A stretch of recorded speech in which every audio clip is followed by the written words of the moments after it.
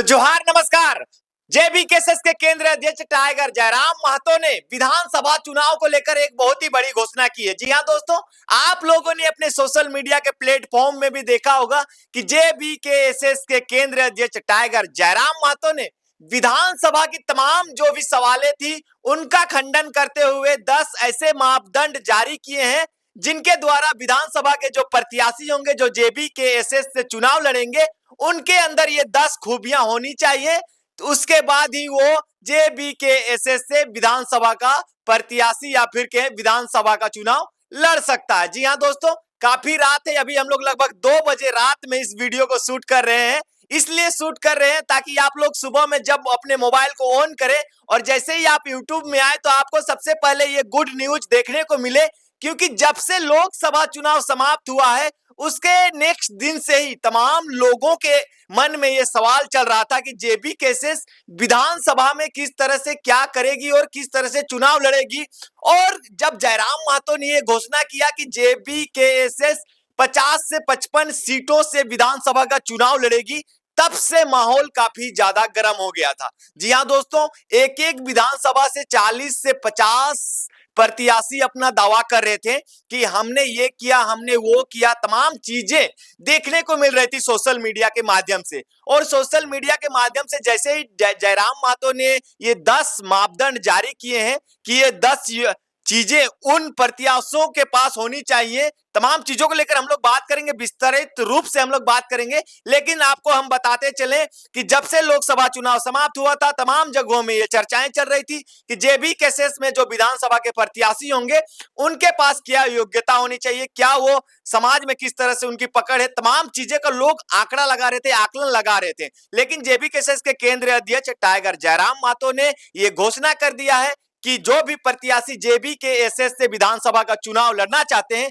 या फिर जेबीकेएसएस का उनको टिकट चाहिए, उनको ये 10 मापदंड उनके ऊपर लागू होने चाहिए, तभी जाके वो विधानसभा का चुनाव लड़ेंगे। जी हां दोस्तों, चलिए हम लोग उन 10 पॉइंट पे बात कर लेते हैं, फिर हम लोग आगे बात करेंगे। और एकदम वीडियो में एकदम आप लोग लास्ट तक बने रहिएगा, क्या है कि सुबह सुबह के टाइम हम आप लोगों को एक गुड न्यूज देने जा रहे हैं। क्योंकि बहुत सारे लोग ये कह रहे थे कि बहुत सारे लोगों ने इस पार्टी में आंदोलन किया, बहुत सारे लोगों ने अपना तेल जलाया, बहुत सारे लोगों ने चंदा दिया, बहुत सारे लोगों ने रात दिन मेहनत किया, उनका क्या होगा। तो जी हां दोस्तों, जयराम महतो ने जो फैसला लिया है, इस फैसले के बाद तमाम लोगों के मन में खुशी दौड़ पड़ी है।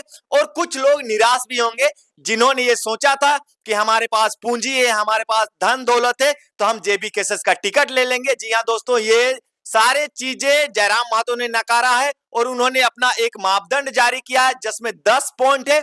उन 10 पॉइंट जो भी उम्मीदवार अपना दावेदारी पेश कर रहा है उसके पास ये 10 गुण होने चाहिए और ये तभी जाके उन्हें विधानसभा का टिकट मिलेगा। चलिए हम लोग उन पॉइंटों पे पहले बात कर लेते हैं। जी हां दोस्तों, झारखंडी भाषा खतियान संघर्ष समिति के केंद्र अध्यक्ष जयराम कुमार महतो ने अपने लेटर पैड में यह जारी कर दिया है कि जो भी व्यक्ति जेबीकेएसएस से कोई भी विधानसभा से अपना दावेदारी पेश करना चाहते हैं तो उनके अंदर ये गुण होने चाहिए, उनके अंदर ये योग्यता होनी चाहिए, तमाम चीजें उनके अंदर होने चाहिए। उन्होंने ये 10 मापदंड जारी कर दिए हैं, जिसके बाद तमाम लोगों के जो मन में सवाल चल रहे थे कि नहीं जेबीकेएसएस किस तरह से उम्मीदवारों का घोषणा करेगा, क्या उसका क्राइटेरिया रहेगा, तमाम चीजों को जयराम महतो ने क्लियर किया है और उन्होंने अपने लेटर पैड में स्पष्ट लिखा है। और उनके 10 पॉइंट है, जो उनके 10 मापदंड है, उन पे हम लोग बात करेंगे और उन पे हम लोग चर्चा करेंगे। हम साइड में आपको स्क्रीन में भी लगा देते हैं, आप लोग स्पष्ट स्क्रीन में भी देखते जाए और हम लोग इस पे चर्चा भी करते जाते हैं। जी हाँ दोस्तों, पहला पॉइंट है स्नातक। जिन व्यक्ति के पास स्नातक की डिग्री रहेगी या फिर वो स्नातक पास किए होंगे उनको मिलेंगे 10 पॉइंट।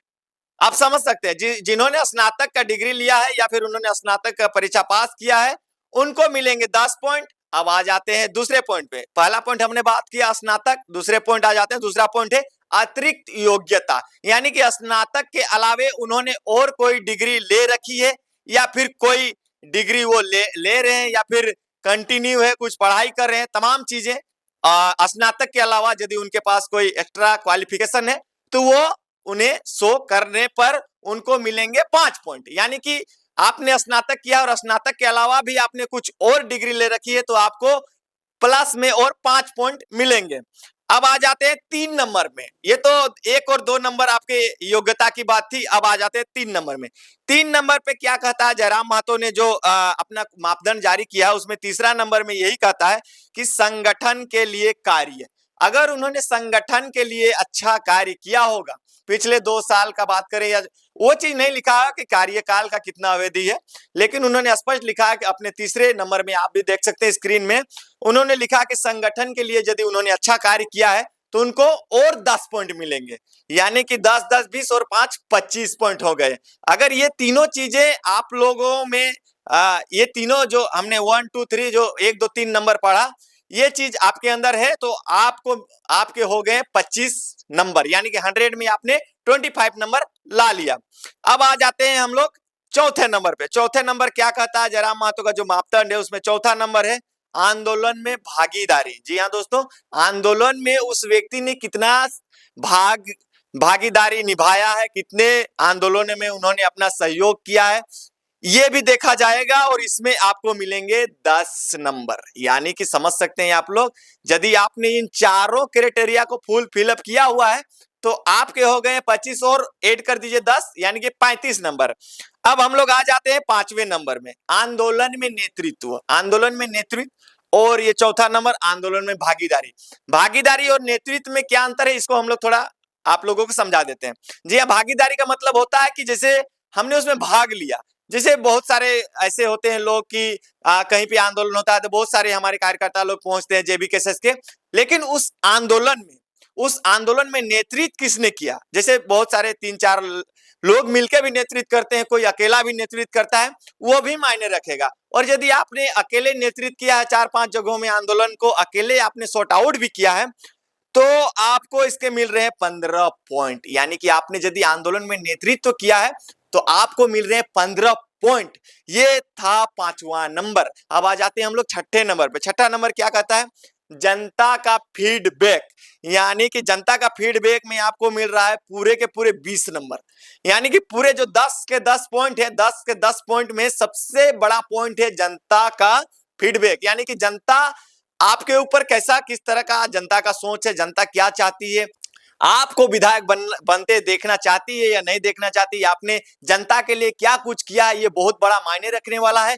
और इसमें आपको मिलेंगे 20 पॉइंट। आप समझ सकते हैं, एक पॉइंट का आपको 20 पॉइंट मिल रहे हैं। यानी कि आपने यदि जनता के बीच अपना काम किया है पिछले 2 साल 2.5 साल, या फिर जितने भी दिनों से आंदोलन चल रहा है, या फिर आपने पहले से भी किया है और जनता आपकी ओर समर्थन कर देती है, तो आपको जयराम महतो की ओर से मिलेंगे पूरे के पूरे 20 नंबर। अब आ जाते हैं हम लोग 7 नंबर में, संगठन का फीडबैक। संगठन का फीडबैक यानी कि जेबीकेएसएस का जहां जहां पे संगठन है, जैसे कहीं पे 40 कार्यकर्ता है, 50 कार्यकर्ता है, वो लोग यदि आपके ऊपर भरोसा जताते हैं और आपको वो अपना उम्मीदवार चुनना चाहते हैं, तो इसमें आपको टोटल पॉइंट मिलने वाले हैं संगठन का फीडबैक में 10 पॉइंट। यानी कि संगठन का यदि आपको सपोर्ट मिल रहा है तो आपको मिल जाएंगे पूरे के पूरे 10 पॉइंट। अब आ जाते हैं हम लोग 8 नंबर पे, राजनीतिक समझ एवं अनुभव। जी हाँ दोस्तों, ये होना भी जरूरी है। आप राजनीतिक में कदम रख रहे हैं और आपके पास राजनीतिक का अनुभव नहीं रहेगा, समझ नहीं रहेगा, तो आप राजनीति कैसे कीजिएगा, ये भी आपके अंदर होना चाहिए। लेकिन इसमें उतना ज्यादा आपको पॉइंट नहीं मिल रहा है, इसमें सिर्फ और सिर्फ आपको 5 पॉइंट मिल रहे हैं। जिनके पास राजनीतिक का अनुभव है, जिन्होंने पहले पिछले कई सालों से अपना समय था उसको राजनीतिक क्षेत्र में बिताया है, तो उनको इसमें 5 पॉइंट मिल रहे हैं। उसके बाद 9वां नंबर है विशेष उपलब्धि। यानी कि विशेष उपलब्धि में अब जयराम महतो ने किस तरह का क्या कुछ रखा है वो हम स्पष्ट नहीं बता सकते हैं, लेकिन विशेष उपलब्धि जैसे बहुत जगह ऐसे होते हैं जहां पे आपने अकेले बहुत कुछ किया होगा, आप उसका श्रेय आपको पूरा का पूरा मिला होगा, तो हो सकता है कि एक विशेष उपलब्धि। उसके बाद 10वां नंबर आ जाता है साक्षात्कार। अब साक्षात्कार आ जाता है 10वां नंबर। साक्षात्कार के बारे में हमें उतना डिटेल्स में नहीं पता, हमें देखना होगा गूगल में। लेकिन अभी रात के लगभग 2 बजे हम वीडियो को बना रहे हैं। वीडियो को इसीलिए 2 बजे रात में बना रहे हैं ताकि आप लोग जब सुबह में उठे और अपने फोन को जैसे ही आप स्क्रॉल करें या फिर डाटा ऑन करें, तो सबसे पहले हमारा नोटिफिकेशन आपके पास जाए और आप देखें कि नहीं भैया, झारखंड वाइन्स नंबर 1 ने पहले हमें अपडेट दिया है कि एक गुड न्यूज दिया है कि जयराम महतो ने अपने विधानसभा प्रत्याशियों के लिए जो मापदंड जारी किए हैं, मैं आप लोगों को बता देता हूं, ताकि बहुत सारे लोग ये कह रहे थे कि जयराम महतो की जो पार्टी है, जो संगठन है, वो कहीं डगमग दिखाई दे रही है, इतनी मजबूत नहीं लग रही है। और उसके बाद इन 10 पॉइंटों में जिनका सबसे हाईएस्ट स्कोर होगा वो बनेंगे जेबीकेएसएस के विधायक प्रत्याशी, जो कि 2024 में चुनाव होने वाला है। जी हां दोस्तों, चुनाव बस कुछ ही दिन बचे हुए हैं, चुनाव की उल्टी गिनतियां शुरू हो चुकी है। तमाम जगहों में ये चर्चाएं चल रही थी कि जेबीकेएसएस क्या करेगा। 55 जगहों से चुनाव लड़ने का फैसला जयराम महतो ने लिया। कैसे वो उम्मीदवार का सेलेक्ट करेंगे, क्या कि ऐसा स्थिति उत्पन्न हो गया था कि एक एक विधानसभा से 10, 20, 30, 40, 50 उम्मीदवार अपना दावा ठोक रहे थे। लेकिन अब ये क्लियरेंस होगा कि उन 50 उम्मीदवारों में ये जो 10 पॉइंट है जो जयराम महतो ने जारी किए हैं, कितने उम्मीदवार इसको पास कर पाते हैं। इस एग्जाम को समझ सकते हैं, ये एक लगभग एग्जाम है। 100 में जिनका ज्यादा नंबर रहेगा उनको विधायक का पद दिया जाएगा। बल्कि ये नहीं देखा जाएगा कि किसके पास कितना पैसा है, ये यहाँ पे बखान नहीं किया गया है। और कौन कितना दौलत वाला है, कौन कितना खर्चा कर पाएगा, इन चीजों को जयराम महतो ने कहीं भी चर्चा नहीं किया। उन्होंने कहा कि इन 10 चीजों को जो पूरा फुल फिलअप करेगा वही हमारा प्रत्याशी बनेगा आगामी विधानसभा चुनाव का। तमाम जगहों में ये चर्चाएं चल रही थी, तमाम लोग दावे कर रहे थे पेपर के माध्यम से, तो ये बोल रहे थे नहीं उसको मिलना चाहिए, इसको मिलना चाहिए। लेकिन अब ये क्लियर हो गया है कि जयराम महतो की जो विधानसभा की जो उनकी पार्टी है, वो जो चुनाव लड़ेगी, जो उनके प्रत्याशी होंगे वो पूरे के पूरे शिक्षित होंगे, पूरे के पूरे जानकार होंगे, पूरे के पूरे नॉलेज वाले होंगे।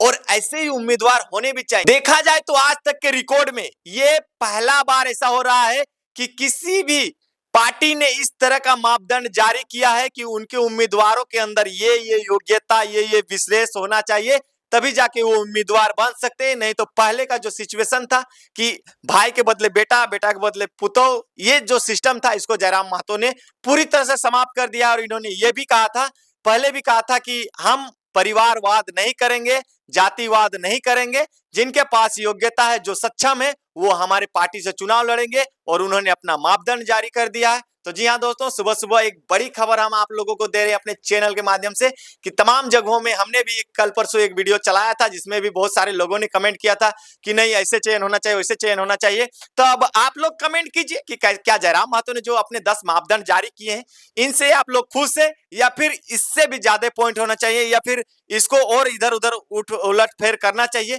या फिर जो 10 पॉइंट आप लोगों को हमारी स्क्रीन पे नजर आ रहे हैं ये सारे के सारे पॉइंट जो जयराम महतो ने जारी किए हैं, सारे के सारे पॉइंट सही है और यही पॉइंट होने भी चाहिए। और उम्मीदवारों का चयन का जो प्रक्रिया है यही होना भी चाहिए। आप समर्थ हैं तो आप हमें कमेंट करें, हम आपका कमेंट को देखेंगे और फिर आगे भी वीडियो में हम लोग बातें करेंगे और चर्चाएं भी करेंगे।